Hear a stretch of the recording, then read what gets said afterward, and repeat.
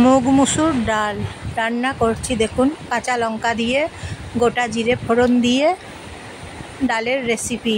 মুগের ডাল এবং মুসুর ডাল। প্রথমে কড়াই গরম করেছি, তারপরে সর্ষের তেল দিয়েছি। সর্ষের তেল ফোড়ন দিয়ে এখন হলুদ গুঁড়ো দিচ্ছি। তার আগে সর্ষের তেল দিয়ে তারপর ডাল দিয়েছি, মুগের ডাল মুসুর ডাল, তারপর ভেজে নিয়েছি, তারপর জল দিয়েছি। মুগের ডাল মুসুর ডাল রান্না করছি। নমস্কার আপনাদেরকে সবাইকে। কেমন আছেন আপনারা? ভালো আছেন তো? তারপর ডাল রান্না করে নিচ্ছি, মুগ মুসুর ডালের রেসিপি।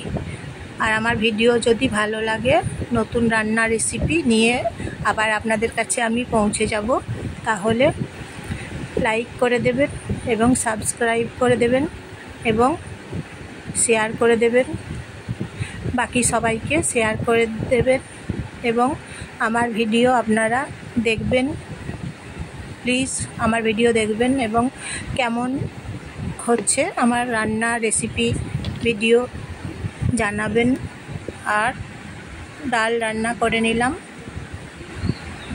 অন্য পাত্রে, একটা বাটিতে এখন ঢেলে নিচ্ছি ডাল। মুগের ডাল মুসুর ডাল রান্না করে এখন নিলাম।